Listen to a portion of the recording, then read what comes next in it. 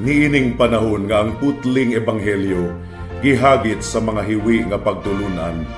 Kinahanglang mo barog ang mga tinunan ni Kristo sa pagpakigbisog sa paglaban sa pagtuo nga makausa ug alang sa tanang panahong gihatag sa Dios ngadto sa iyang katawhan.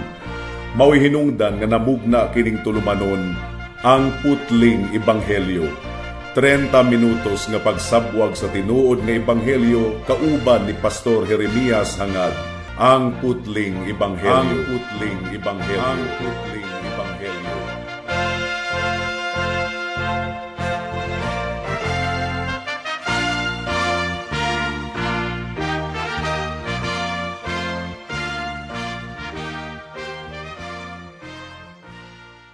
Special greetings sa tanang mga regular nga tigpaminawan sa atong panagsibya dinhi sa kahanginan ug espesyal usab nga pagpanimbaya sa akong 97 years old nga lolo nga si Isabelo Lauri Sr. ug sa akong 75 years old nga nanay nga si Nanay Kunsing nga naminaw karon. Alang sa pagpamalandong sa pulong sa Ginoo atong basahon ang Romans chapter 8 verse 28 hangtod sa 30. Wala pagayud intawon kita mahuman niining nga portion sa atong pagtuon, niining tulo ka mga bersikulo mga kaigsunan, gumikan kay karni kini, daghan kaayo og leksyon nga atong mapudyot gikan niining nga passage. Romans chapter 8 verse 28 hangtod sa 30 ang giingon dinhi. Ug nasayod kita nga alang sa mga nahigugma sa Dios, ang tanang mga butang nagapanglihok alang sa maayo, alang sa mga tinawag sumala sa iyang katuyuan. Kay ang mga nailhan na niyang daan, iya usab nga gitakdang daan aron mahisama sa hulagway sa iyang anak, aron nga siya mahimong kamagwangan sa daghang managsuon. Ug ang mga gitakda na niyang daan, iya usab nga gitawag. Ug ang iyang mga gitawag, iya usab nga giisip nga walay sala. Ug ang iyang giisip nga walay sala, iya usab nga gihimaya. May the Lord bless the proclamation of His word at His moment. Now niadtong miaging simana mga kaigsuunan, atong gitun-an ang mahitungod sa sanctification or paghimong balaan sa tanang mga magtutuo, walay exempted. Ug asa man ang sanctification sa bulawanong kadena sa kaluwasan. Anaa sa verse 29, mao kini actually ang pinaka-ultimate nga tumong ug katuyuan sa pagtawag sa Ginoo kanato nga kita mahisama sa hulagway sa iyang anak. Sanctification kana mga kaigsuunan. Ug ang monergistic nga stages, ang pasabot niini nga monergistic, wala gayud kitay contribution bisag usa, ang Dios ang nagapanglihok kining monergistic nga stages. Niini nga ultimate nga katuyuan gipasabot ni Apostle Paul one by one or gihisgutan sa verse 30 nga mao ang calling, justification ug ang atong topic niining taknaa glorification. Kung nahinumduman ninyo, atong gihisgutan ni adtong miaging simana nga ang sanctification dili monergistic kundi synergistic. Buti pasabot aduna kitay papel nga pagahimuon alang sa atong pagtubo diha sa pagkabalaan. So kini nga synergistic sanctification gisuportahan kini sa daghan pang mga bersikulo sa Biblia. Karon sa atong pag-abot sa final step, katapusang ang niini nga application sa atong pagtubos nga mao ang glorification or paghimaya, mahitabo kini sa pagbalik sa atong Ginoong Hesukristo kung kanus iyang pagabanhawon gikan sa mga patay, ang mga lawas sa tanang mga magtutuo sa tanang panahon nga mga nangamatay, ug mag-reunite o maghiusa pagbalik ang lawas ug ang kalag, mga kaigsuunan. Ug kini nga lawas nga mahiusa pagbalik sa ilang kalag, kini nga lawas dili na madunot, magpabilin kining buhi. So ang mga magtutuo makabaton og binanhaw nga mga lawas sama sa lawas sa atong Ginoong Hesukristo sa iyang pagabanhaw. Sa atong pagtuon sa glorification or paghimaya sa tanang mga magtutuo, dili nato kalimtan ang mga pag-agulo ug mga pag-antos nga gihisgutan sa Romans chapter 8 verse 18 to 25. Sa paghatag ug pagdasig ug pagsuporta sa mga katawhan sa Dios diha sa ilang mga pag-antos ug mga pag-agulo, mga kahuyangon, mga kaigsuonan, si Apostle Paul miabot na gyud niini nga madaugon gayud kaayo nga conclusion. Gipakita ni Apostle Paul kung giunsa nga atong kamulong nga pagpanaw niining kalibutana nagakahitabo sumala sa katuyuan sa Dios nga dili gayud mabali. Ang katuyuan sa Dios adunay duha ka focus mga kaigsuonan. Ang labing labaw nga gugma sa Dios diha sa iyang walay katapusan nga tumong og katuyuan ug ang paghimaya sa mga magtotoo kauban kang Kristo sa panahon nga umaabot. Ug kung masabtan gayud sa mga katawhan sa Ginoo kining gitawag nga panorama, kining kinatibuk-an nga pagtan-aw sa plano sa Dios gikan pa sa iyang paghigugma sa iyang mga katawhan sa wala pa gani matukod ang kalibutan ngadto sa kining gitawag og grand finale sa pagtubos nga proseso, masabtan nila gayud nga ang atong mga pag-antos niining kamulong nga higayon nahitabo kini gumikan kay giandam kita sa Ginoo sa umaabot nga panahon kung kanus makauban nato siya sa walay katapusan sa bag-ong langit ug bag-ong yuta. Makakonclude kita mga kaigsuonan nga ang atong mga pag-antos wala ra gani gayud kakumingking sa himaya nga atong mabatunan sa pagbalik sa atong Ginoong Hesukristo. Mao kini ang glorification. Ang glorification mao kini ang atong mapanunod sa umaabot. Ug sigurado gayud kini nga mahitabo mga kaigsuonan mao gani nga kung atong tun-an ang grammar past tense ang gigamit ni Apostle Paul nga mura ba og nahitabo na pero wala pa gayud mahitabo gani pero gihisgutan ni Pablo in past tense. Gumikan kay sigurado gayud kini nga mahitabo. Nabala ka ba ikaw igsuon nga mawala ang imong kaluwasan? Pamalandungi ang Romans chapter 8 verse 30. Ug pangayua nga ang balaang espiritu mao ang magapalamdag niini nga kamatuoran sa imong kasing-kasing aron ikaw makabaton og kasiguraduhan ug paghupay. Adunay tulo ka bahin ang atong pamalandong niining taknaa. Mudangat na kita sa unang punto. What is glorification? Unsa man kining paghimaya? Well, ang mubo nga tubag niini nga pangutana mao kini. Ang glorification mga kaigsuonan mao kini ang final nga pagtangtang sa Dios sa sala gikan sa kinabuhi sa iyang mga katawhan. Everyone matag usa nga luwas sa walay katapusan nga kondisyon mahimong totally gawas nun gikan sa bisag gamay nga nagpabilin nga sala sa atong kinabuhi. Mao kini ang gipasabot ni Pablo sa Romans chapter 8 verse 18. Ang giingon dinhi, kay giisip ko nga ang mga pag-antos niining kamulong nga panahon dili takos nga itandi sa himaya nga ipadayag ngari kanato. Ug ang hinungdan sa mga pag-antos mao ang sala sa kalibutan, sala usab sa mga Kristohanon tungod kay nagtuo kita nga dili pa kita perfect niining kalibutana, apektado paghihapon kita sa kining gitawag og remaining sin or nagpabilin nga sala. 2 Corinthians chapter 4 verse 17 ang giingon ni Pablo dinhi kay kini nga gaan ug kadali lamang nga pag-antos nagaandam alang kanato og usa ka walay katapusan nga dakong bahandi nga wala gayoy ikatandi. So kabahin na gayod kini sa atong Kristohanon nga pagkinabuhi niining kalibutana nga makasinati kita og mga pag-antos gumikan kay giandam lamang kita sa Ginoo sa himaya nga atong madawat sa umaabot. Ang glorified mga kaigsuonan or glorification nagpasabot kini nga mahimo kitang mahimayaon, masininaan or mabistihan kita sa kadungganan.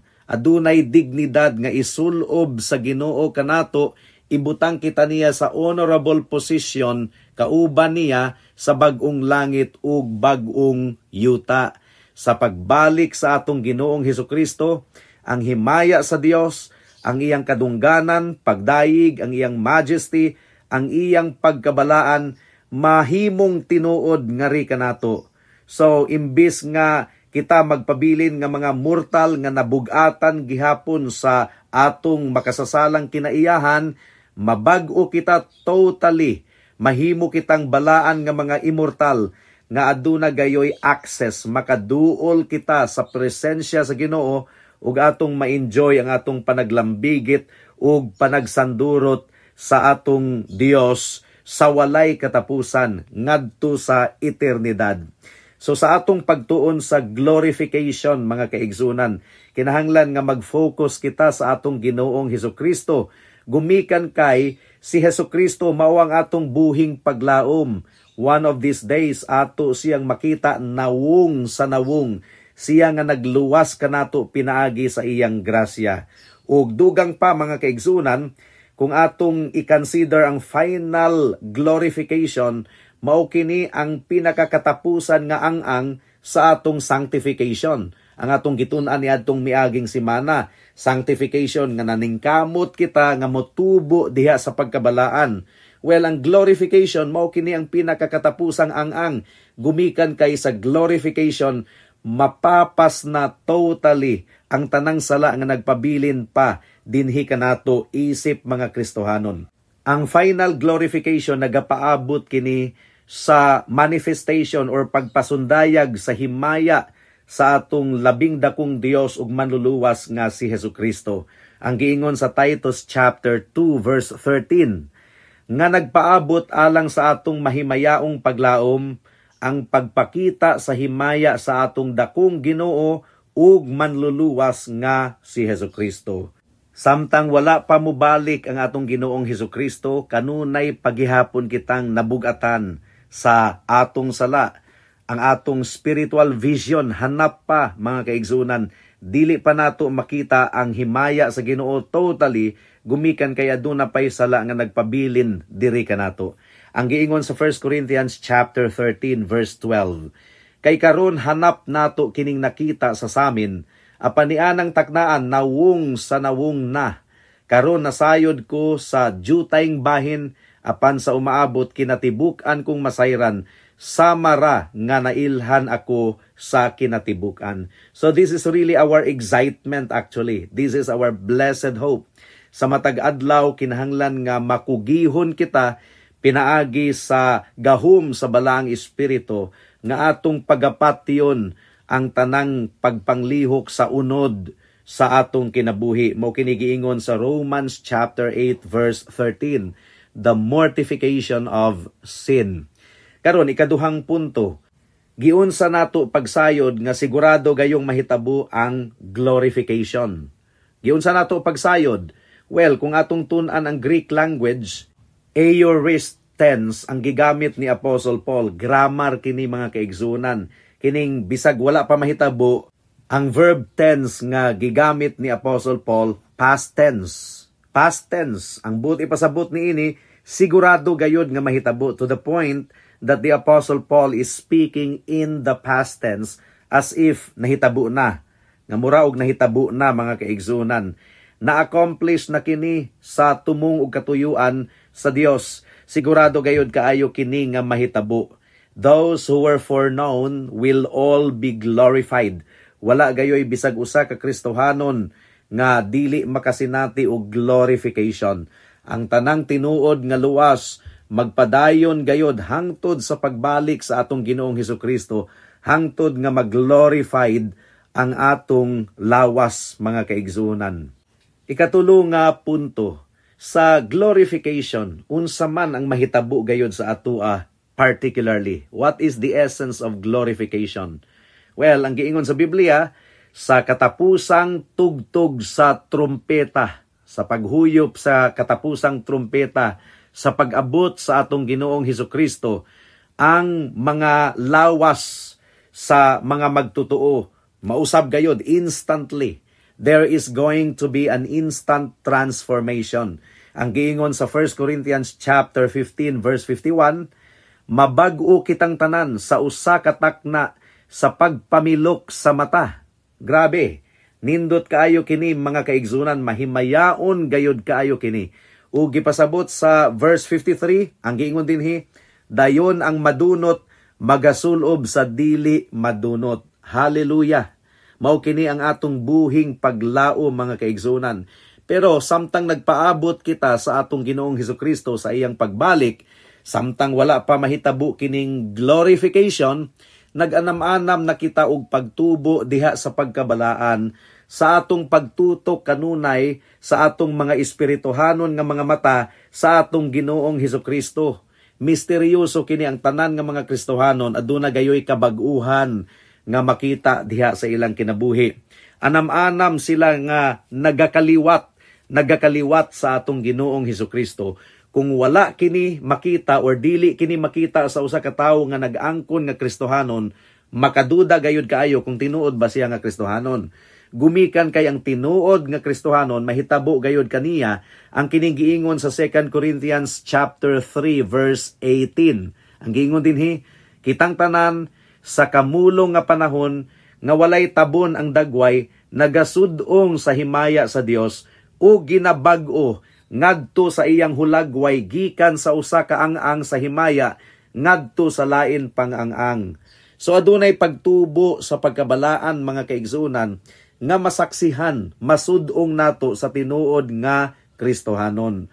Ug ang atong kabag-uhan dili kini bunga lamang sa atong pagpaningkamot. Of course, kinahanglan nga maningkamot kita, synergistic ang sanctification or paghimong balaan.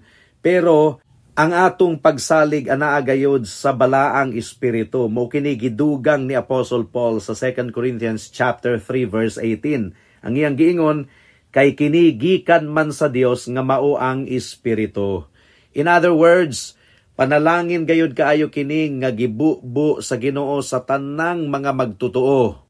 Nga sa matag adlaw masud-ong nato ang hulagway ni Kristo, pinaagi sa atong pagpamalandong sa iyang pulong, pinaagi sa atong mga pag-ampo ug panaglambigit sa mga kaigsuunan sa iglesia, makita nato ang kahimayaan sa Ginoo sa matag adlaw. Apan ang glorification mao kini ang katapusang ang sa sanctification nga totally pagabag-uhon gayud kita sa Ginoo, nga ang atong lawas gikan sa madunot nga lawas mahimong lawas nga dili na gayud madunot, dili na mataptan og mga balatian, totally gawas nun gikan sa kasalanan. Ang himaya sa Ginoo mao ang atong gipaabot ug sigurado gayud kini nga moabot. Apan samtang nga wala pa kini mahitabo sa kamulong nga panahon, gianam-anam na kita og pagbalaan sa atong Ginoong Hesukristo. Jude chapter 1 verse 24 and 25. Ang giingon dinhi, karon kaniya nga adunay gahom sa pagtipig kaninyo gikan sa pagkahulog ug sa pagpresentar kaninyo nga walay ikasaway atubangan sa presensya sa iyang himaya nga dunay hilabihang kalipay. Sa bugtong Dios, ang atong manluluwas, pinaagi kang Hesukristo nga atong Ginoo, kaniya ang himaya, kadungganan, pagdumala ug awtoridad sa wala pang kapanahunan ug karon ug hangtod sa kahangturan. Amen. So this is really good news. The Lord is able to keep us from falling. Ang giingon sa John chapter 17 verse 17, balaan na sila diha sa kamatuoran, ang imong pulong kamatuoran. So ang tinuod nga mga katawhan sa Ginoo, samtang namalandong sa pulong sa Dios, samtang naminaw sa pagwali, nag-anam-anam sila og pagbalaan. Kining tanan instrumento nga gigamit sa Ginoo aron kita mahimong balaan. Mao gani nga kini nga panagsibya sa kahanginan nato for 80 years now, dili lang kini alang sa mga wala pa diha kang Kristo, kundi alang kini sa mga magtotoo usab nga kita mutubo diha sa pagkabalaan. Karon kung atong pagahisgutan ang glorification, gikan kini sa pulong nga glory or himaya.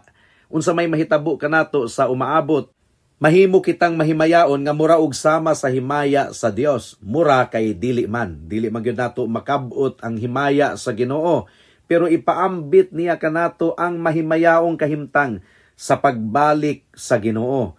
Dili gyud ta makatupong sa himaya sa Ginoo, of course. Ang giingon sa 1 Timothy chapter 6 verse 15 to 16, ang giingon dinhi nga iyang ipasundayag sa insaktong panahon, siya nga mahimayaon og bugtong nga labing labaw, ang hari sa mga hari ug Dios sa mga Dios, nga siya lamang ang adunay immortalidad, nga nagpuyo diha sa dili maduulan nga kahayag nga wala pagayoy nakakita o makakita man bisag usa. Amen. So mao kini ang himaya sa Dios. Ipaambit niya kini kanato sa glorification, but of course dili nato matupngan ang himaya sa Ginoo. Ang giingon sa Psalm chapter 104 verse 2 nga nagtabon sa imong kaugalingon sama sa adunay panapton, nga nag-inat sa kalangitan sama sa tolda. Mao kini ang himaya sa Dios. He is clothed with splendor and majesty, covering himself with light as with a garment. Now, sa pagbalik sa atong Ginoong Hesukristo, sa iyang dako kayong himaya ug iyang ipahamtang ang paghukom sa tanang mga makasasala.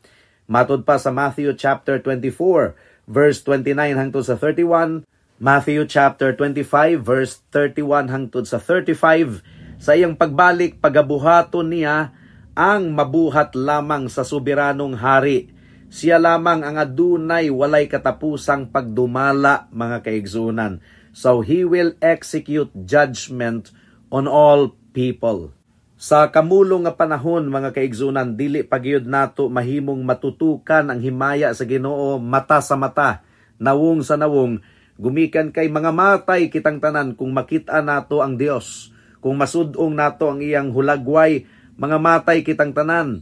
Grabe manggani kayo ang nahitabo kang Ezekiel, mga kaigsunan. Bisan pa si Pedro, niadtong nakita niya ang atong Ginoong Hesukristo sa iyang himaya. Si Pedro, murasyag naluya kayo sa ngatanan. Iyang gihangyo nga si Kristo mo palayo kaniya, gumikan kay dili niya kaya ang presensya sa atong Ginoong Hesukristo. Mao kini ang nahitabo usab kang Isaias, na devastated gayud kayo siya niadtong nakita niya ang himaya sa Dios. Ang iyang giingon, balaan ang Dios sa mga panon. Ang tibuok kalibutan na puno sa iyang himaya. Mao kini ang nadunggan ni Isaias nga gisinggit sa mga anghel. Ug unsa ang tubag sa kasing-kasing ni Isaias? Unsa ang iyang gisinggit? Misinggit siya og alaot ako, tungod kay nasalaag ako. Tungod kay ako usa ka tawo nga adunay hugaw nga mga ngabil. Ug nagpuyo ako taliwala sa katawhan nga adunay mga hugaw nga mga ngabil. Kaya nga akong mga mata nakakita sa hari ang Dios sa mga panon. I'm reading Isaiah chapter 6 verse 4. Bisan pagani ang mga anghel, mga kaigsuunan, nagtabon sa ilang mga dagway sa ilang pagkakita sa himaya sa Dios. Ang himaya sa Dios bugat gayud kaayo sa ngatanan, mga kaigsuunan. Bugat gayud kaayo. Now, when the Lord Jesus Christ became incarnate, niadtong nahimo siyang tawo, nagpakatao siya, pareho niyang gipakita ang kabugaton sa pagkabalaan sa Dios ug ang kinatibuk-an sa iyang grasya ug kamatuoran. Ang giingon sa John chapter 1 verse 14, ug ang pulong nahimong unod ug mipuyo sa among taliwala ug nakita namo ang iyang himaya nga sama sa bugtong anak gikan sa amahan, puno sa grasya ug kamatuoran. Apan bisag nakita nila ang himaya sa atong Ginoong Hesukristo, dili pa kadto ang kinatibuk-an nga himaya ha. Kay gihubo biya ni Kristo ang iyang himaya sa wala pa matukod ang kalibutan. Iyang gihubo niadtong mianhi siya sa kalibutan. Yes, nakita nila ang himaya sa Ginoo, apan dili kadto ang kinatibuk-an. Kay kung nakita unta nila ang kinatibuk-an nga himaya ni Kristo ingon nga Dios, nangamatay unta silang tanan. Kay wala gayoy makakita sa himaya sa Ginoo nga dili mamatay. Partial glory lang ang ilang nakita kang Kristo. Apan sa pagbalik sa atong Ginoong Hesukristo, atong makita ang kinatibuk ang himaya sa Dios nawong sa nawong. Dili kita mga matay, gumikan kay natangtang na nianang taknaa ang tanang sala nga nagpabilin nga rika nato.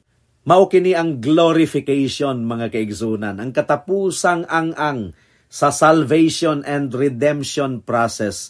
Ug mao kini ang gipaabot sa tanang mga katawhan sa Dios.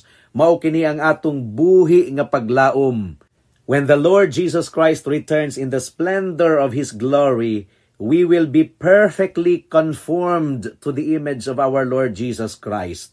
Mahimo kitang susama kaniya in the sense that our humanity will be free from sin and its consequences. Mahimo kitang gawas nun totally, gikan sa sala o gikan sa silot sa sala. Karon alang sa mga magtutuo, nga gipili ng daan sa Ginoo sa wala pagani matukod ang kalibutan, this is a message of comfort. Gumikan kay kung unsa ang gisugdan sa Ginoo nga kanato, iya kining pagatapuson, buti pasabot ipreserbar gayud kita niya hangtod sa pagbalik sa atong Ginoong Hesukristo. Philippians chapter 1 verse 6. Ang gingon dinhi, ug nakasiguro ako niini nga siya nga nagsugod og maayong buhat diha kaninyo magdala niini ngadto sa pagkakompleto sa adlaw ni Hesukristo. Praise God. 1 Peter chapter 1 verse 3 hangtod sa verse 5. Ang gingon dinhi, dalaygon ang Dios ug Amahan sa atong Ginoong Hesukristo. Sumala sa iyang dakong kaluoy, iya kitang gipakatawo pag-usab ngadto sa usa ka buhing paglaom pinaagi sa pagkabanhaw ni Hesukristo gikan sa mga patay ngadto sa usa ka kabilin nga dili madunot, walay buling ug dili mulubad nga gitipigan sa langit alang kaninyo. Kang kinsa nga pinaagi sa gahom sa Dios gigwardyahan pinaagi sa pagtuo alang sa kaluwasan nga andam nang ipadayag sa katapusang panahon. Ang tinuod nga Kristohanon mga kaigsuunan, magpadayon gayud hangtod sa katapusan, gumikan kay gitipigan siya sa Ginoo. Ang mga religious pretender, ang mga relihiyosong tigpakaaron ingnon dili gayud makapadayon. Pwede siyang mupadayon sa iyang relihiyon nga walay demand or walay gipangayo or walay gisugo nga pagkabalaan. Ganahan kayo siya ana nga relihiyon. Magpabilin siya sa iyang mga ritual, pero nagpabilin gihapon siya sa iyang pagkinabuhi sa kasalanan, sa mga bisyo, sa mga kahilayan.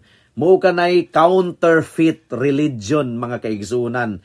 Peke nga relihiyon, mini nga relihiyon. Ug ang iyang mini nga relihiyon ulipon gihapon sa dikta sa iyang unod.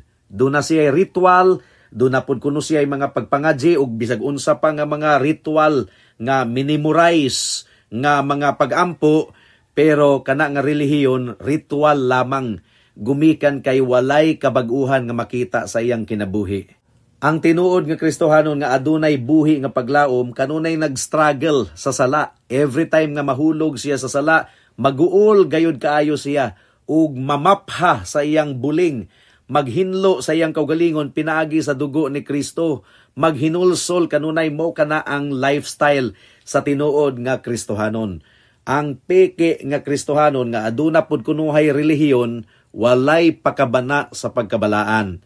Ang tinuod nga Kristohanon, gumikan kay aduna siya'y buhi nga paglaom, magkinabuhi siya nga hinlo iyang andamon ang iyang kaugalingon sa iyang pagtagbo sa atong Ginoong Hesukristo sa iyang pagbalik. Mo kini giingon sa 1 John chapter 3 verse 3. Ang matag usa nga naglaom diha kaniya, magahinlo sa iyang kaugalingon samara nga siya putli. Mao kini ang kinaiyahan gayod sa tinuod nga mga Kristohanon. So sa mga nag-angkon nga Kristohanon sila, pero wala gayoy makitang kabag-uhan sa iyang kinabuhi, tataw gayod kaayo higala nga nag-imagine ra ikaw nga ikaw anaa kang Kristo. Unsa man ang atong masud-ong sa mga anaa kang Kristo? 2 Corinthians chapter 5 verse 17. If anyone is in Christ, he is a new creation. Ang tanan nga ana diha kang Kristo nahimong bag-ong binuhat. Ang pangutana, nahimo ka bang bag-ong binuhat? Kay kung wala ikaw nahimong bag-ong binuhat, ang buot ipasabot, wala ka pa diha kang Kristo.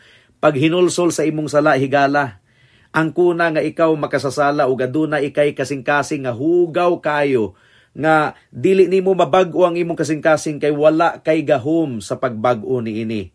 Pero ang good news is this, bisag unsa ka hugaw sa imong sala, bisag unsa ka itom sa imong kasing-kasing, kaya na nga bag-uhon sa atong Ginoong Hesukristo.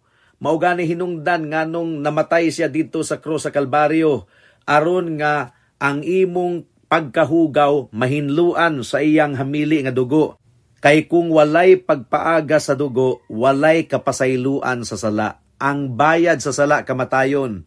Pero ang kamatayon nga makabayad sa sala, dili kamatayon nato, dili nato pagsamad-samad sa atong kaugalingon pagpenitensya, kundi ang kamatayon sa atong Ginoong Hesukristo didto sa cross sa Kalbaryo, kas alamang alang sa tanang higayon. Ug kung ikaw mutuog musalig kang Kristo, pagasuluban usab ikaw niya sa iyang pagkamatarong. Pag hinulsol sa imong sala higala, dangup kang Kristo ug ang kuna siya ingon nga imong bugtong Dios ug manluluwas. Buhata kini karon dayon kay basin ug ugma ulahin na ang tanan. Amen. Alang sa duga nga mga pangutana, mahimong mo text kang Pastor Jeremias hangad sa 0935-744-3030.